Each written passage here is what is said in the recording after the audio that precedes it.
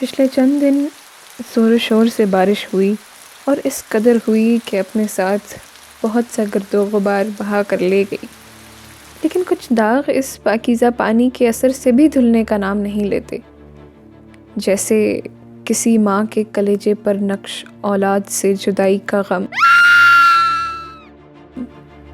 کسی قاتل کے ہاتھوں پر جمے خون کے دھبے، یا کسی ننھی جان کی آنکھوں میں ٹھہرے وہ کرب کے مناظر جب اس کی معصومیت کسی درندے کی ہوس کا نشانہ بن گئی۔ ان الفاظ سے آپ کے ذہن میں حوض نور، فرشتہ یا زینب کا نام آ رہا ہوگا، پر دکھ کی بات یہ ہے کہ مسئلہ ان چند ننھی پریوں تک محدود نہیں۔ ملک کے ہر کونے میں بسنے والے والدین لمحہ لمحہ اس خوف میں کاٹ رہے ہیں کہ کہیں کوئی درندہ ان کے جگر کا ٹکڑا دبوچ نہ لے۔ چائلڈ ابیوز پر کام کرنے والی ایک آرگنائزیشن کے مطابق جنوری 2019 سے جون 2019 تک بچوں کے جنسی استحصال کے 1300 کیسز رپورٹ ہوئے، جن میں سے 378 میں اغوا، 139 میں جنسی زیادتی اور 16 کیسز میں معصوم کی جان تک لے لی گئی۔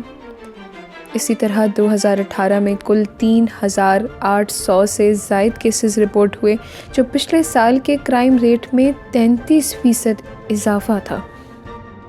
عوام کے دباؤ میں آ کر حال ہی میں پارلیمنٹ نے Zainab alert response and recovery act pass کیا اور Zainab alert response and recovery agency تشکیل دی، جس کے تحت بچہ مسنگ ہونے پر اس کے گھر والے 1099 پر کال کر کے بچے کی ڈیٹیل ڈسکرپشن رپورٹ کریں گے۔ پھر یہ ایجنسی ماہانہ رپورٹس شائع کرے گی۔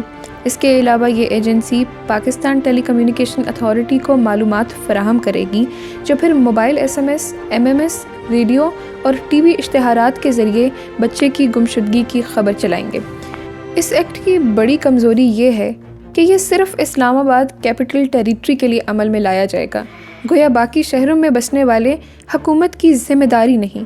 اور دوسرا بڑا نقص یہ ہے کہ مسنگ چائلڈ صرف وہی کہلائے گا جس کی گمشدگی اس ایجنسی یا پولیس یا کسی اور ریلیونٹ اتھارٹی کو رپورٹ کی جائے گی، یعنی ریاست کسی ان پڑھ، غریب اور ہر اس شہری کے تحفظ سے دستبردار ہوتی ہے جو اس ایکٹ سے واقف نہیں۔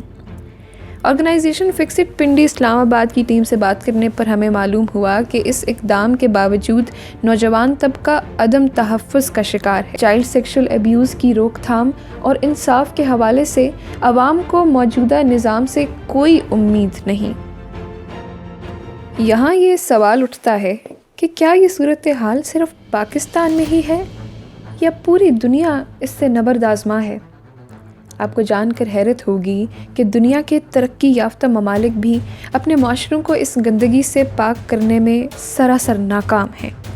امریکہ کے ڈپارٹمنٹ آف جسٹس کے مطابق ہر 3 میں سے 1 لڑکی اور ہر 6 میں سے 1 لڑکا 18 سال کی عمر تک پہنچنے سے پہلے استحصال کا شکار ہوتے ہیں۔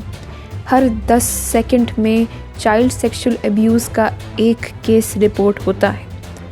چلڈرن ایڈووکیسی سینٹرز کے مطابق ہر سال 2 لاکھ بچے اپنی معصومیت کھو دیتے ہیں۔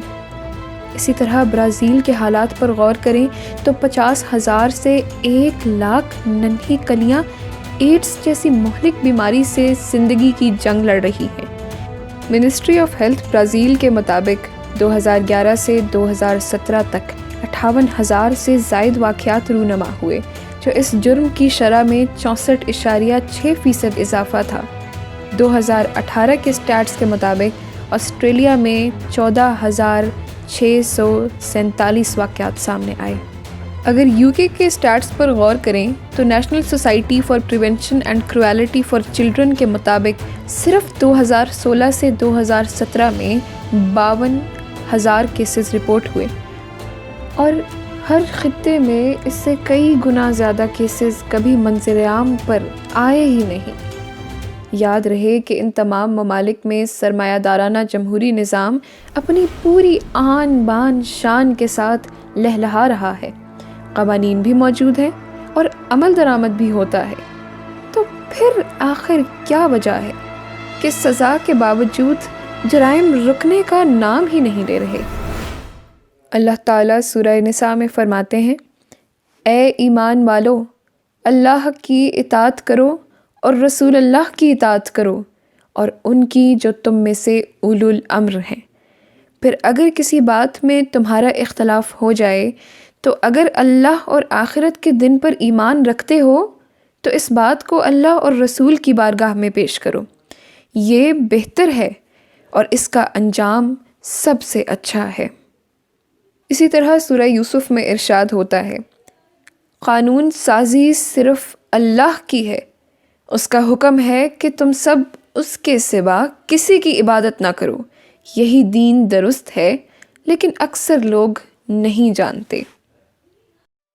تو میرے بھائیوں اور بہنوں، جب انسان اللہ کے دیے کامل قوانین جھٹلا کر اپنی ناقص عقل سے قوانین اخذ کرے گا تو کیوں کر کامیاب ہوگا؟ اسلامی نظام خلافت اپنی پالیسیز جیسے فحاشی کا سدباب، شہریوں کی روحانی نشو و نما، نکاح میں آسانی کے ذریعے اول تو ایسے جرائم پیدا ہی نہیں ہونے دیتا، اور اگر کوئی جرم کا مرتکب ہو تو اسے حدود اللہ کے نفاذ کے ذریعے آنے والی نسلوں کے لیے نشان عبرت بناتا ہے۔ یہی وجہ ہے کہ خلافت کی 1300 سالہ تاریخ چائلڈ سیکشول ابیوز جیسے گھنونے فعل سے سراسر پاک ہے۔ جب خلافت عثمانیہ کی جوڈیشری کے ریکارڈز کھنگالے گئے تو 600 سال کے عرصے میں زنا کا صرف ایک قابل خد واقعہ موجود تھا۔ سبحان اللہ! تو اس سے پہلے کہ کوئی کلی پھول بننے کی بجائے لاش بن جائے، اس سے پہلے کہ یہ آگ ہمارے گھروں تک پہنچے اور ہم آہیں بھرنے کے سوا کچھ نہ کر سکیں، اس سے پہلے کہ ہماری جبینوں پر تماش بین کا لیبل چسپاں کر دیا جائے، اس سے پہلے کہ بہت دیر ہو جائے، آئیے ہم سب مل کر درست حل یعنی خلافت کے قیام کے لیے جد و جہد کریں۔ مگر ہم کیسے اس کار خیر میں شامل ہو سکتے ہیں؟ بہت آسان ہے، آپ پوسٹ لکھیں، کوئی ہیش ٹیگز لانچ کریں، ٹویٹر پہ کیمپینز چلائیں، ویڈیو احتجاج ریکارڈ کریں، گھروں سے نکلیں، پروٹیسٹ ارینج کرائیں، نہیں کر سکتے تو جو ہو رہی ہیں ان کا حصہ بنائیں، پوسٹرز، بینرز، تقاریر کے ذریعے خلافت کا پیغام سب تک پہنچائیں، میڈیا کو اپروچ کریں، کانفرنسز رکھوائیں، ڈسکشنز کریں، اویئرنیس کیمپینز چلائیں۔ دیکھیں، مواقع بنائیں اور ہر موقع پر صاف الفاظ میں اپنا مطالبہ سامنے رکھیں کہ ہمارا مطالبہ اللہ کا نظام۔ اللہ تعالیٰ نے ہمیں لکھنے پڑھنے کی صلاحیت دی اور مسلمان بنا کر ہم پر اپنا کرم کیا، تو جب اللہ ہم سے سوال کرے گا کہ ان صلاحیتوں کو میرے بندوں کی خاطر کیسے بروئے کار لائے، تو ہمارے پاس جواب ہونا چاہیے کہ ہمیں جو پلیٹ فارم میسر آیا ہم نے اس پر آپ کے دین کے لیے آواز اٹھائی، وہ سوشل میڈیا تھا یا اپنے ارد گرد کے لوگ، ہم نے اسلام کا پیغام عام کیا۔ تو آئیے ہم سب مل کر اللہ کے بندوں کی خاطر اللہ کی زمین پر اللہ کا نظام نافذ کرنے کے لیے قدم بڑھائیں۔ ریاست شہریوں کے تحفظ میں ناکام، ہمارا مطالبہ اللہ کا نظام۔